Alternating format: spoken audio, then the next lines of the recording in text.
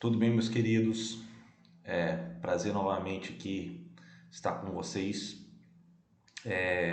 Estou agora continuando parte do meu projeto de oferecer aulas, cursos gratuitos a todos pelo meu canal do YouTube. Eu gostaria de iniciar a partir dessa belíssima miniatura peça do enviado mongol, Möngke Khan, que depois vai ajudar nas forças para tomar Bagdá em 1258 sob o comando de Hulagu. É assim que eu apresento a vocês o início de uma nova série que inicialmente tinha pensado em organizar em uma única aula. Só que diante da vasta material que eu estou lidando para apresentar para vocês, vai ser necessário mais do que uma. Foi o resultado de uma enquete que eu fiz no meu canal do YouTube. Aproveito para fazer aqui o convite a vocês a integrarem meu canal do YouTube, onde eu apresento tudo que eu estou gravando, fruto das minhas pesquisas, dos meus livros. Lá vocês vão achar links dos meus livros. Então, todas essas apresentações são baseadas em 7, 8 anos de pesquisa de livros publicados. É claro que aqui eu estou expondo de uma maneira mais visual o que está escrito.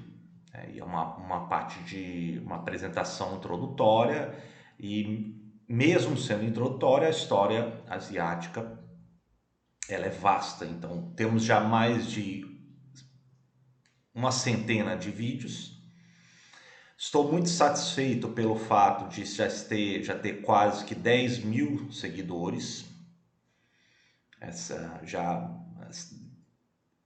Dezenas de milhares de visualizações, né, até chegando a centenas de milhares. Muitos seguidores novos que entraram recentemente, estou dando as boas-vindas. E agora estou entrando num novo projeto que é sobre a história dos mongóis. Eu, primeiramente, vou situar das origens, né? Eu vou depois começar a diminuir aqui o meu quadro para não prejudicar a apreciação de vocês dos slides, né? Vamos para o segundo slide, em que eu situo nosso tema.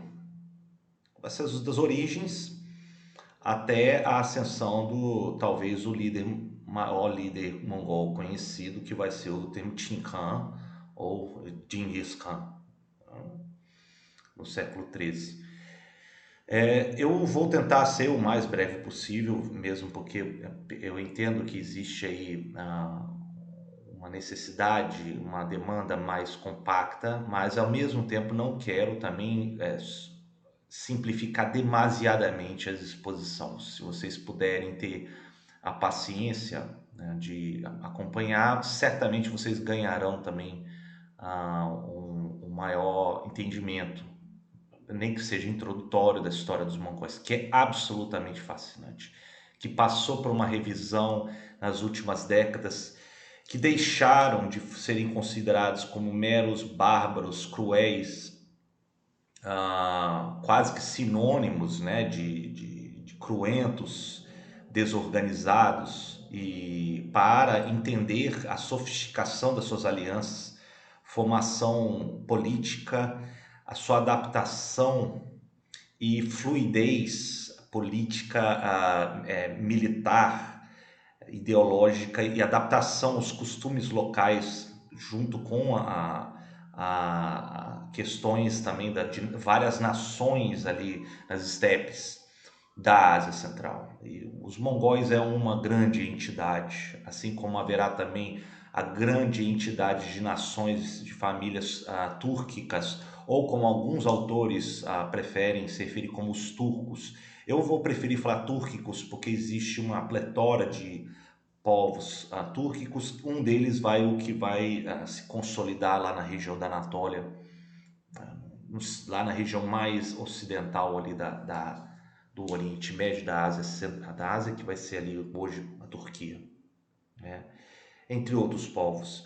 Os mongóis, eles fazem então uma grande parte de uma grande nação bastante diversificada, né?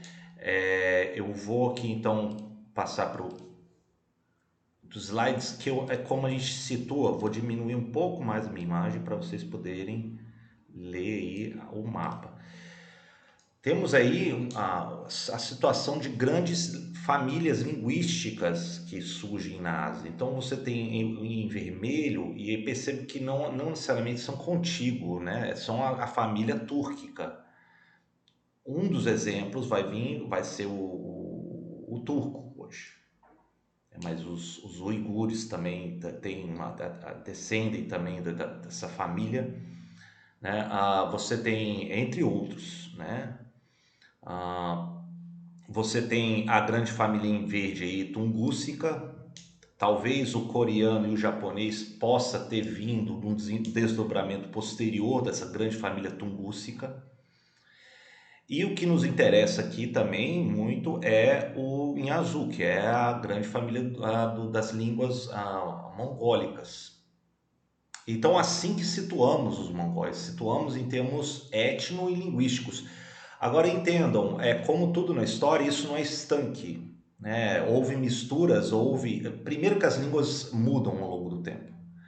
Surgem vários ramos, assim como as línguas indo-europeias também aconteceu, originando-se da região da Ásia Central e ganhando outros contornos à medida que foi indo para o oeste. Você também tem essas grandes famílias também mudando ao longo do tempo, se ramificando em diversas línguas, e também encontros e misturas. Então, quando estamos falando dos mongóis, estamos falando de um povo que se refere aos mongóis, mas eles tiveram interações com os tungúsicos, com tibetanos, com chineses, né? A China, na verdade, ela tem uma grande história de interações, principalmente esses povos que vieram das estepes asiáticas. O norte é a região mais fluida, mais acessível e aberta do que hoje consideramos com as terras chinesas. Não é à toa que eles investiram durante séculos na construção de fortificações, de muralhas, de guarnições, quando em evento de guerra. Evidentemente, a maior parte da história chinesa, com essas interações, foram muito mais de negociações e de comércio, e não de guerra, né? E isso faz parte da história chinesa. Esses povos, quando chegam, isso inclui desde os manchus, mongóis, túrquicos, entre outros, isso tudo vai trazer novas dinastias, mas houve também a incorporação, claro, dos ritos, dos costumes, da escrita chinesa, mas ao mesmo tempo também são novos povos que trazem novas ideias, o cavalo, o ferro, entre outros. Então, a história ela é feita de encontros, de misturas, ela não é entidades estanques, conflitivas, como algumas vezes tendemos a considerar. Então esse mapa é interessante para situarmos inicialmente como essas línguas, essas grandes famílias de línguas vão se situar, mas elas se misturam ao longo do tempo, né? Então os mongóis eles constituem uma das principais divisões etnográficas da Ásia, né? A sua terra tradicionalmente se situa no que hoje é a Mongólia, que é um vasto planalto na Ásia Central, que hoje é dividido, né, na Mongólia Interior, que faz parte de uma região autônoma do norte da China, e na Mongólia Exterior, historicamente chamada Mongólia Exterior, que hoje faz parte da Mongólia em si, país da Mongólia. E isso tudo, essa região, ela se situa na extremidade oriental do que foi um grande corredor de interações, de migrações, desde a região hoje do nordeste da China, que hoje que a gente se refere como a Manchúria, até estendendo-se para o oeste até a Hungria. É impressionante, porque a língua húngara ela se difere de muitos daquela região da Europa Oriental. Ela não tem nenhum vínculo com as línguas eslavas. O húngaro é completamente diferente. E ela remete mais a esses povos que chegaram eventualmente pelo grande corredor asiático no leste europeu. através de várias migrações, né? E o termo mongol vem com um termo que os antropólogos no século XIX, eles cunharam esse termo mongol como um tipo racial. Mas hoje os mongóis são reconhecidos como um grupo unidos numa língua, uma tradição comum, com características nômades, tá? E a origem geográfica dos mongóis é mais a região do nordeste da atual Mongólia. Então deixa eu só situar aqui, uma região mais aqui a, a leste do grande lago Baikal. E situando mais a leste disso, você tem povos que falavam as línguas manchus e tungúsicos, né? Isso vai incluir os ancestrais dos manchus e dos evenki. E a oeste você tem a Xiongnu, que seria referido com Xiongnu, ou seria os hunos, né? Os mongóis hunos, que a gente tende a, depois no ocidente, se referir como os hunos orientais, né?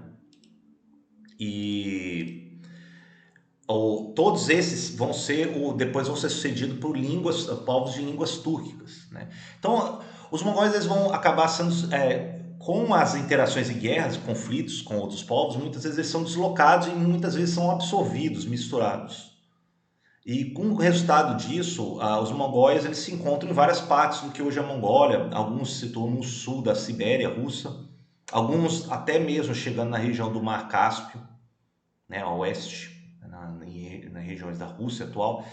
Na China, na região autônoma da Mongólia Interior, no norte chinês, né, regiões nordeste da China, partes da região autônoma de Ningxia, dentro da China atual, né, região também autônoma dos uigures em Xinjiang, né, regiões mais ocidentais aqui da China atual, e também partes norte da região do Tibete e outras províncias vizinhas. Então eles se espalham pelas interações e conflitos.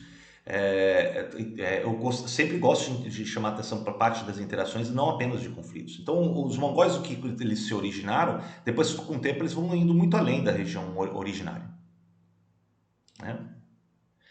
Em termos da etnografia e origem e dos costumes, temos aí uma série de considerações a respeito, primeiro, da questão da estrutura da lealdade, das famílias e dos clãs, né? Então, os mongóis eles reconhecem um parentesco, uma identidade dos seus vários grupos, por meio de lendas, histórias e principalmente pela linguagem. A linguagem ela serve como uma âncora da identidade mongol. Claro, os dialetos vão variar muito, né? Vão vir desde mais do leste a oeste, muito mais do que na variação de norte a sul, mas poucos são ininteligíveis para os outros mongóis, né? Isso vai vir, os primeiros relatos vai vir de um dialeto que é o Khalkha da Mongólia, datando do século XVII. Isso está presente, talvez seja uma das grandes crônicas da história dos mongóis, que vai ser a história secreta dos mongóis, que foi escrita do século XIII, que preserva nessa crônica uma versão pré-moderna do mongol médio, escrito aí transcrito em chinês. Então, essa é uma das primeiras referências da história do passado mongol, né? E do que é descrito ali, que os mongóis eles têm uma tradição nômade, mas é um nomadismo sazonal, né? É um nomadismo que acompanha o gado, em cima de acampamentos, de uma pastagem para outra, mas não é um livre vagar. Isso é sazonal, né? E as lendas e o folclore mostram que entre esses mongóis antigos, as pessoas tinham gado como propriedade privada, mas a terra era propriedade coletiva. A sociedade geralmente era uma relação de sangue, traçado por um ancestral em comum, que dava nome inclusive ao clã em questão, e tem evidências de que anteriormente tinha práticas de um sistema mais antigo de descendência matrilinear. O casamento era geralmente evitado entre membros do mesmo clã, né? Então você tinha uma fluidez nas alianças matrimoniais e também rixas entre os clãs. Os clãs geralmente, os que se fortaleceram, tendiam a afirmar mais, a reivindicar mais a sua ancestralidade e território em cima dos outros. As clãs mais fracas, elas geralmente se encontravam numa situação mais de subordinada, mas não necessariamente servil, tá? Eles preservavam ainda, inclusive, o próprio gado, os próprios chefes, mas eles geralmente prestavam homenagem ao clã governante, né? E aí atende aí as mudanças, a movimentação e as ordens desse clã dominante. Geralmente todo homem, todo mongol tinha que pudesse cavalgar, que era uma situação importantíssima na movimentação. Ele era quase que um pastor e um soldado de acordo com as necessidades do momento, né? Haveria prática já comum de incursões para captura de gado, mulheres e prisioneiros entre os rivais, e isso fazia parte da tradição de acumular propriedade. E pelo menos na época de Temujin Han, que é no século XIII, e pode ser até mesmo mais anterior, geralmente a organização militar adotada seguia um sistema decimal. Então você tinha unidades de 10, 100, 1000, 10.000, e os grandes comandantes dessas grandes unidades geralmente recebiam territórios, né, que geralmente depois ou eles eram o líder supremo ou eles amarravam essa lealdade a um Khan supremo, né? E aí a lealdade das suas tropas. Então é um sistema muito organizado, que ia desde o clã, das famílias, amarrando essas lealdades até grandes unidades, né? Agora a gente chega aqui nas primeiras crônicas, referências que os chineses falam de uma grande confederação chamada Xiongnu, no norte chinês, né? No período Han isso já é bastante evidenciado, né? O primeiro grande líder, que vai ser com o título Chan Yu, o Modu, ele que vai ser filho de Tumã, vai ser o fundador do Império Xiongnu. É uma primeira menção nessas crônicas, né? Que geralmente tem inclusive referências anteriores, né, da dinastia Chang, por exemplo, no segundo milênio antes de Cristo, dos chineses. Você já tem povos que possivelmente podem ter aí já alguma ligação com os mongóis, né?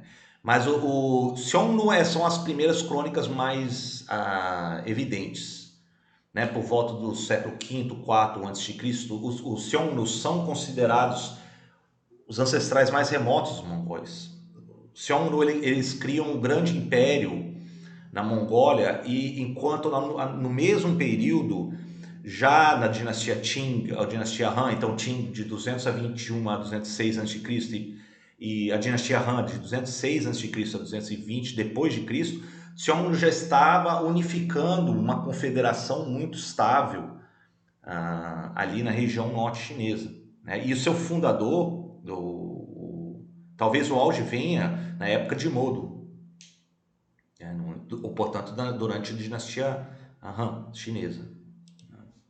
E é justamente essa interação, as negociações dos chineses com o Xiongnu, são as primeiras necessidades, percepção de que é necessário manter vínculos, alianças feitas, isso inclui inclusive casamentos, pagamento muitas vezes de tributos de chineses para os Xiongnu, para manter a fronteira norte estável.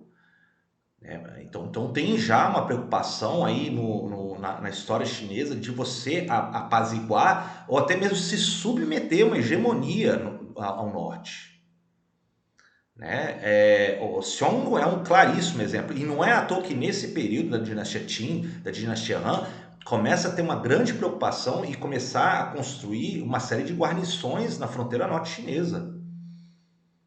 É a parte mais vulnerável do Império Chinês.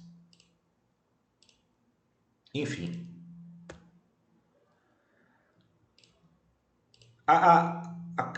eventualmente vai vir a queda então dessa confederação Xiongnu, né? Depois de divisões internas, também de guerras contra os chineses, né? Eventualmente Xiongnu se esfacela, né?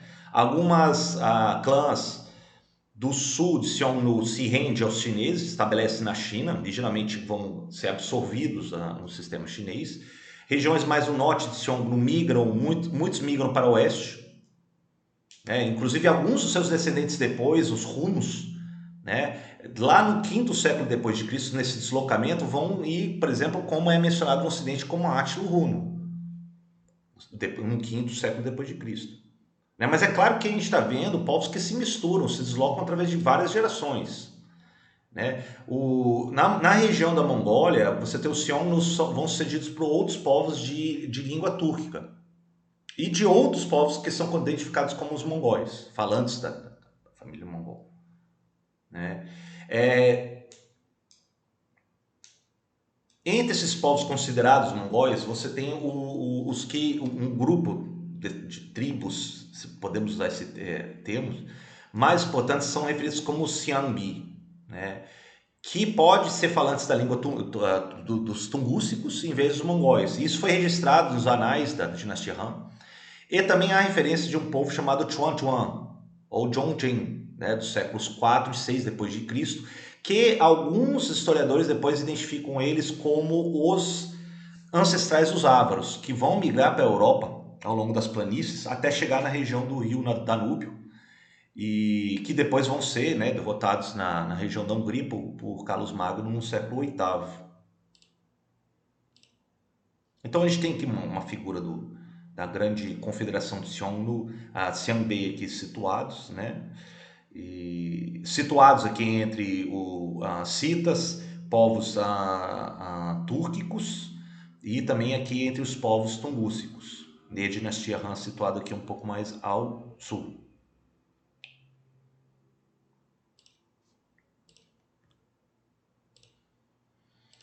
A gente tem aqui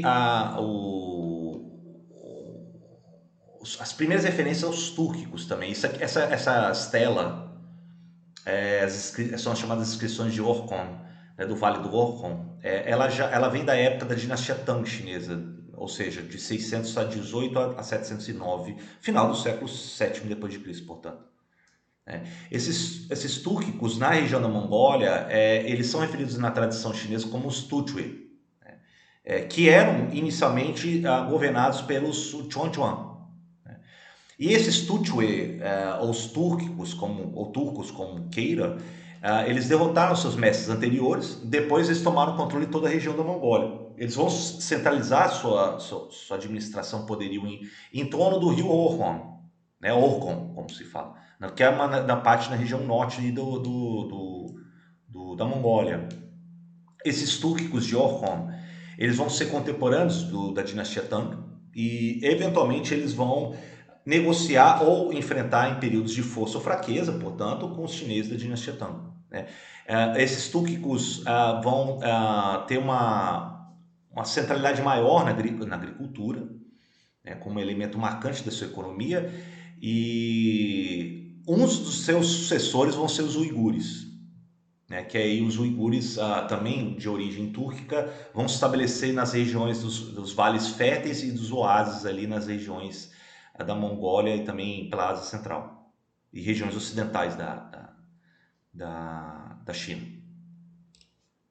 Esse aqui então é uma grande descrição Orkhon, né?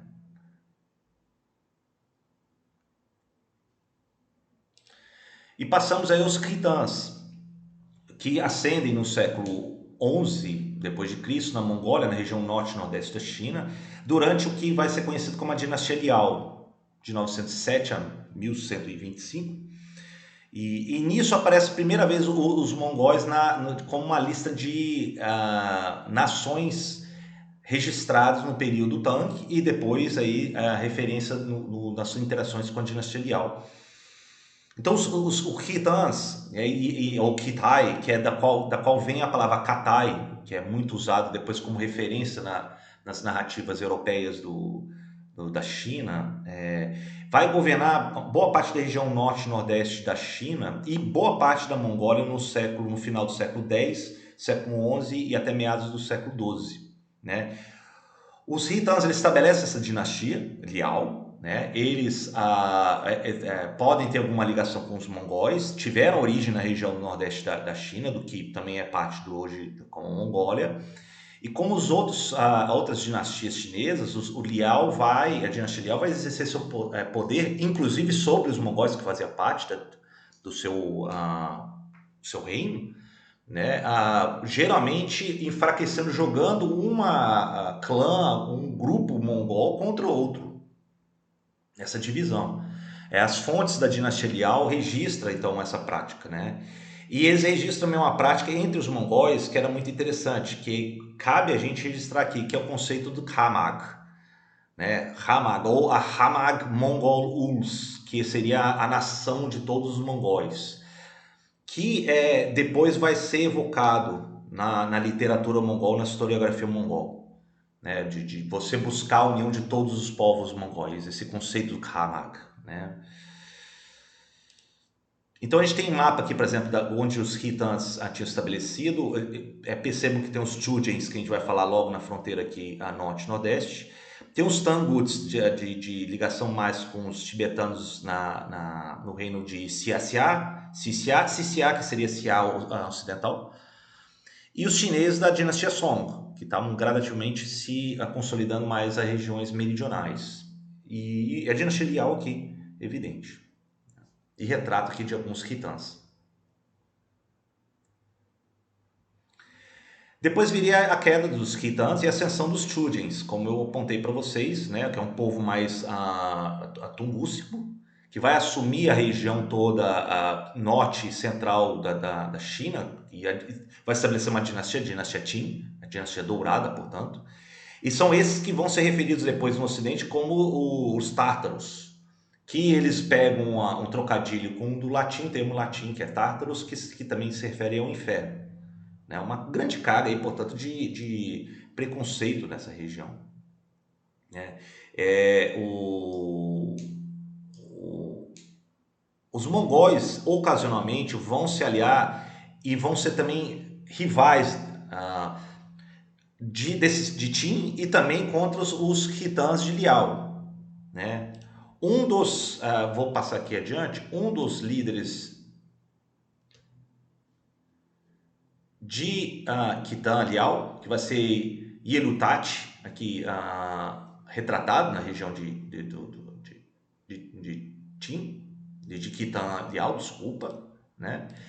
Ele vai fazer uma série de guerras e depois, eventualmente, os Khitans, sob Yelutati, aí retratado, ele vai liderar uma retirada para mais as regiões oeste.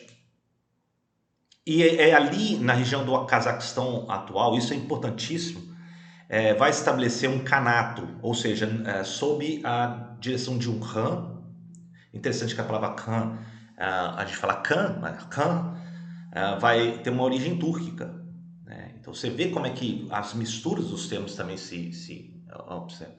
E ali na região do Cazaquistão eles vão fundar um Kanato que vai ser chamado Karakitai, ou Liao Ocidental. Isso desde 1124 até 1218. E os mongóis, embora participassem da aliança que tinha sobre os Khitans, eventualmente depois eles começam a guerrear para ter uma autonomia. Né? Os mongóis durante muito tempo foram ou aliados ou foram até mesmo aliados fundamentais nas regiões fronteiriças de Khitan Liao. Um grande contingente, por exemplo, você tem estimativa de 50 mil mongóis, lutou ao lado de Khitan contra os rivais de Khitan. Algumas vezes também eles lutavam contra Khitan. Né? E muitas vezes eles lutavam contra os Chujens, ali no norte, né? Que eventualmente depois teriam aí a dominação do que vai ser sucedido aí, que eu tinha falado anteriormente, na dinastia Qin, né? Em cinza aqui. Então é muito fluido essas alternâncias, essas alianças que se dão. Os mongóis eles se situam nesse jogo de confederação de alianças. Né? Eventualmente eles depois vão começar a se fortalecer combatendo o Khitan, né? E aí provoca a queda da dinastia Liao anterior. Depois eles vão se voltar contra a dinastia Qin, aí em cinza, né? Dos que vão fugir de Hidan, como eu falei, ele vai depois se mover para o oeste através da Mongólia, vai chegar no Cazaquistão e vai criar uma nova entidade que vai ser o Karakitai. Né? E ele vai governar, então são povos que vão governar sobre um grande contingente da população de língua túrquica da região do Cazaquistão, Karakitai. Né? Depois, nesse contexto, e eu acho que é aí que chegamos, à ascensão de Temutin. Né? Porque Temutin, ele é parte, quando ele ascende, depois ele vai ser batizado com Díndias, que vai ser o vasto como o oceano, é um título, né? E vai também ganhar o título de Khan, portanto. Né? Ele ascende entre os mongóis, mas o Temutin, ele foi bisneto de um grande líder mongol que vai ser o Khamul Khan, que reinou aí de 1130 a 1146. Né? Eu não sei se tem a figura dele aqui. Sim, tem aqui a figura. Então o Temutin, ele vai, o Genghis, portanto, ele já vem de uma família muito poderosa entre os mongóis. Né? E Temutin nasce por volta de 1162, né? Vindo de uma clã que já tinha uma tradição de poder e governo, bisneto de Khamul Khan, né? Um dos maiores governantes de todos os mongóis da sua época. Temutin vai herdar as rivalidades que tinha dos mongóis contra os Chujins da dinastia Qin, né? Que eu tinha apontado anteriormente, que tinham traído um ancestral colateral que ofendeu aí a ancestralidade dos mongóis. Né? O pai de Temutin foi envenenado pelos Chujins, né? Os chamados tártaros. Né? E ele também o Temutin vai herdar uma série de feudos, de propriedades de clãs governantes dessa grande nação Khamak, de todos os mongóis. Né? E outra tribo também, que é conhecido como Mergid, vai ter rivalidades contra Mergid. Eu não sei, deixa eu ver se tem aqui situados. Né? Hamag surgiria dessa região. Eventualmente Mergid, por exemplo, teria uma rivalidade contra os Mergids do grande nação mongol, porque deles o pai de Temutin roubaram a mãe de Temutin, justamente por obra de Mergid. Então teria aí já uma grande rede de rivalidades já montadas quando Temutin ascende. Né? Agora, Temutin, ele não nasce num berço de ouro, ele vai politicamente, vai costurando suas alianças entre todos os mongóis e povos da região. Né? E isso vai ser por alianças feitas, né, entre outras nações mongóis e também muitos por casamento. Né? Deixa eu só ver aqui. Existe um conceito muito interessante que é o conceito das alianças feitas. Eu vou simplificar em duas partes. Mas antes eu queria considerar que Temutin ele ficou praticamente órfão na adolescência. Né? A família dele tinha passado por maus momentos, né? Os mongóis estavam guerreando entre si, entre lideranças de outros clãs, né? Você teve também a prática de roubo, de sequestro de prisioneiros, de cavalos, entre outros, que eram os costumes antigos. Né? Mas, ao mesmo tempo, você tinha os pactos que poderiam surgir, as alianças que eram muito comuns na política mongol. O Temutin, ele firma, por exemplo, uma aliança que depois vai se revelar como um rival perigoso, que vai ser entre os Jamucas. E esse juramento se dá pelo um costume que chama de Anda, né, em que parece que você firma uma espécie de pacto de sangue. Então esse é o primeiro conceito de aliança. O outro vai ser um conceito muito mais forte de companheirismo, que é Nokhor. Né? E ao contrário de Anda, Nokhor é uma espécie de parentesco fictício que ele cimenta muito mais numa fidelidade, em que o que submete uma aliança Nokhor, ele renega todas as lealdades de parentesco e se declara exclusivamente leal a um líder em que ele firma esse Nokhor. Então, as alianças que Gengis faz, Temujin faz, ele vai muito mais em cima das alianças Nohor do que propriamente de Anda. Por exemplo, de Anda, os Yamuka já tinham traído eles. E os principais líderes generais militares de Temujin vão vir nesse sistema de Nohor. Tá? Aí tem aqui uma figura já do... Deixa eu só ver onde que está situado aqui. Então aqui é um retrato já persianizado de 1206, quando Gengis Temujin alcança o título de Han e de Genghis, portanto vasto como o oceano. Então, deixa eu só voltar aqui o mapa anterior, essa figura anterior. Então, com essa série de alianças e guerras, faz com que, eventualmente, em 1206, Temujin ele é proclamado então como com a patente de Han e com o título de Genghis, ou Gengis, como a gente faz. Que é engraçado, que Gengis vem de uma palavra túrquica que é Tingis, que significa oceano, ou seja, é uma maneira de referir como vasto como o oceano. E eu acho muito interessante que isso depois vem também de uma palavra mongol, a palavra Dalai, que é aplicado a um dos lamas supremos do Tibete, que também significa vasto como o oceano. Enfim, mas os nômades anteriores, principalmente, não deixaram claro esse sistema de alianças, e faz ser Gengis que vai cimentar e vai unir um grande contingente de nações mongólicas e túrquicas e até de tungúsicas nessa região norte da China, nas regiões que hoje consideramos como as regiões mongólicas. Ele se declara como líder do que vai ser o conceito do Durgartan. Durgartan vai ser todos os povos das tendas de feltro. Então isso alcança muito além dos povos mongólicos, dos povos mongóis. É uma grande pretensão universal de todos os povos da região, seja em regiões chinesas e seja em regiões muito além da China. Né? Então já tem aí já um conceito de universalidade que ele está tentando alcançar quando ele se firma no poder. E aí temos a consolidação de Temujin, né, do poder. Então as primeiras movimentações que ele faz vai ser submetendo, controlando os rivais mais próximos. Entre eles, os mais fortes eram os Naimans, depois os Keirats, né, que tinha vivido uma série de alianças e rivalidades no passado, que permeia ali a região norte da fronteira siberiana mongólica. Depois ele vai se virar para regiões orientais do norte da China, aquela que era governada pela dinastia Qin.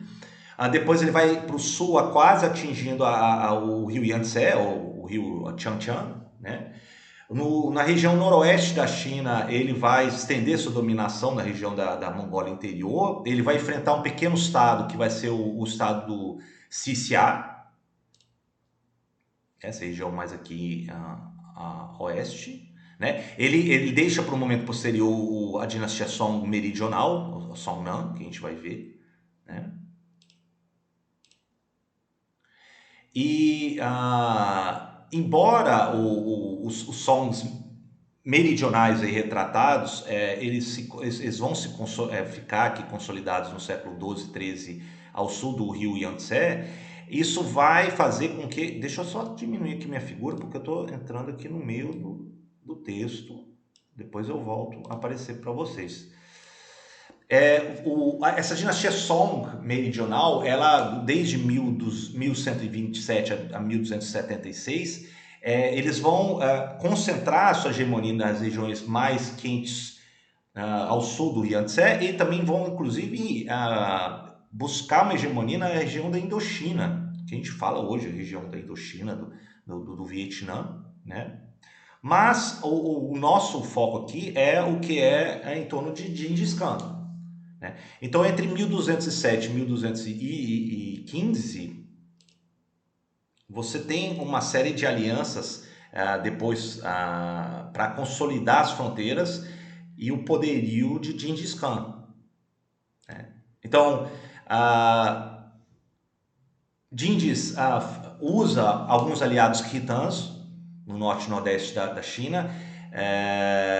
vai para cima da dinastia Qin e derrota os Qins, né? Então, portanto, deixa eu só voltar no mapa aqui. Essa região aqui é a primeira grande vítima das lideranças e incursões dos mongóis sobre Temujin Han.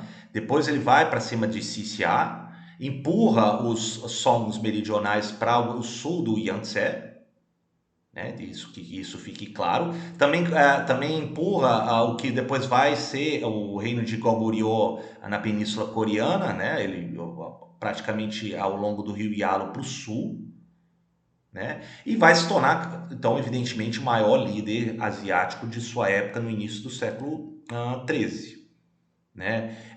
Depois, eventualmente, submetendo Qin, submetendo Xixia, o Gengis Khan ele vai sair da região da Mongólia e ali ele deixa um dos seus melhores generais, que vai ser Mughal, para consolidar essa região. E aí ele volta a sua atenção um pouco mais para o oeste.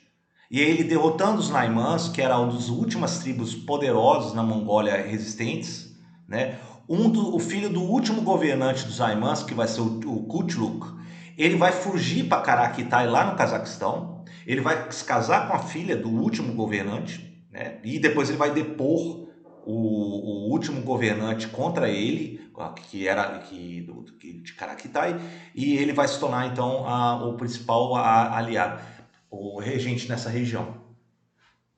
É interessante porque nesse sentido você tem já a abertura de novas fronteiras com que os mongóis vão guerrear, né? Então é em cima de mudanças em que os mongóis vão se expandir nessa região, né? E essa região de Karakitai é uma região muito vasta. Ela vai incluir desde do que a gente fala a região do oásis do Kashgar, na região do que a gente fala do Turquistão hoje, Xinjiang, regiões mais ainda para o que era a antiga região do Turquistão russo, hoje parte da Ásia Central, até mesmo as terras do Cazaquistão, né?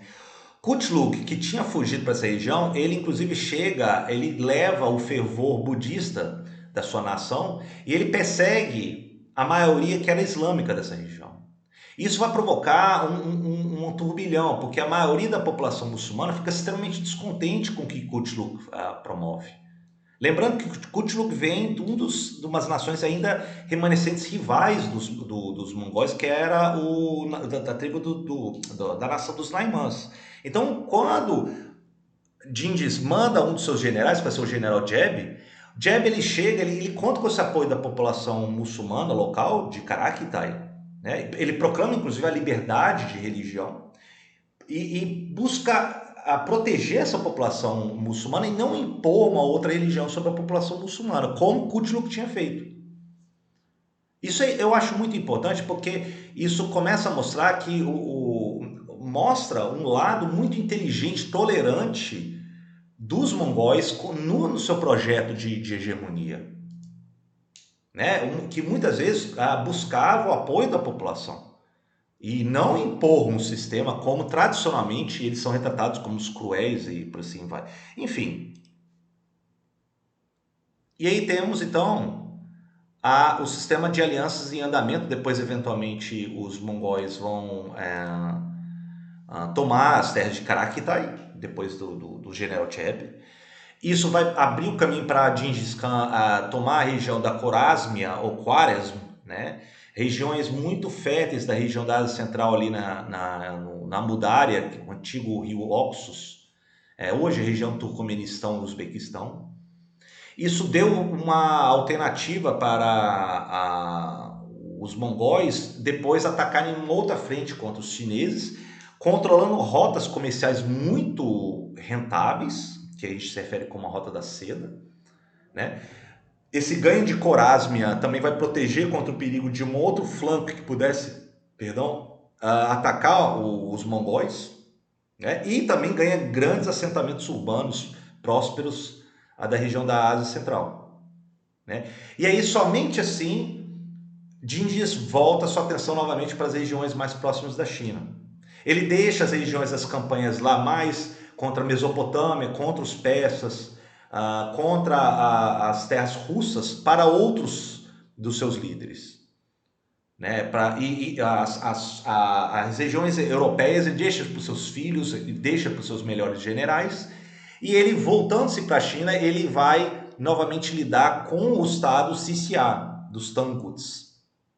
E foi nessa campanha, né, que inclusive foi um grande sucesso, que ele chega a morrer em 1227. Então é aqui, deixa eu só mostrar, acho que tem um mapa. Em amarelo mostra as campanhas à época de Gengis Khan, Temujin Khan. Né? Tá errado aqui com M. Temujin Khan, né? Que é o termo correto. Depois de ele submeter Khwarezm, portanto, Karakitai, a região mongólica, entre os Qins e também Xia, ele já tinha estabelecido grande hegemonia da Ásia Central e do leste asiático e no norte da China.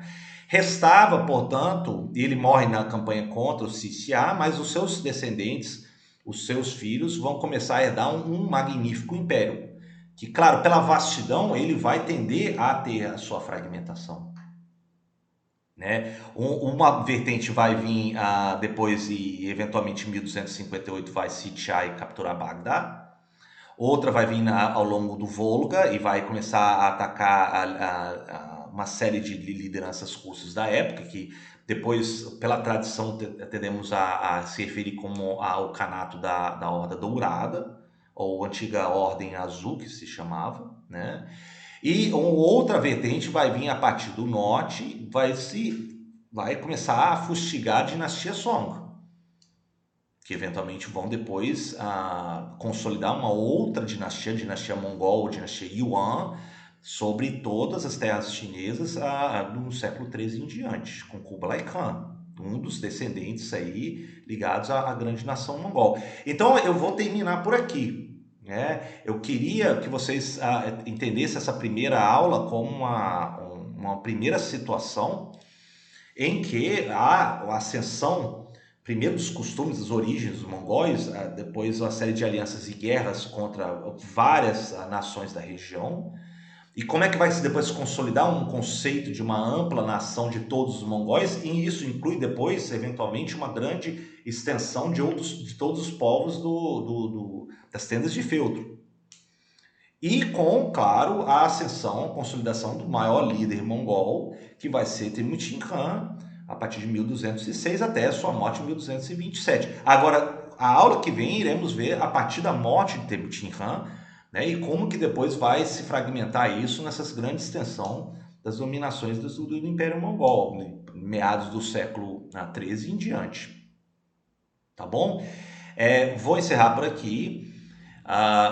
Em breve vou gravar a segunda aula, entro em contato e aproveito novamente para indicar aí para aqueles que ainda não conhecem o meu canal do YouTube, que estou colocando tudo à disposição de vocês de maneira gratuita. Sugiro vocês se inscreverem para não perder aí o contato. E sempre estou aberto, aí os contatos estão aí presentes aí no meu canal. E também vou colocar aqui também no meu perfil do Instagram para aqueles que ainda não conhecem meu trabalho ou quiserem acompanhar. Tá bom? Eu quero agradecer aí a audiência, a lealdade de vocês e nos vemos na próxima aula. Obrigado.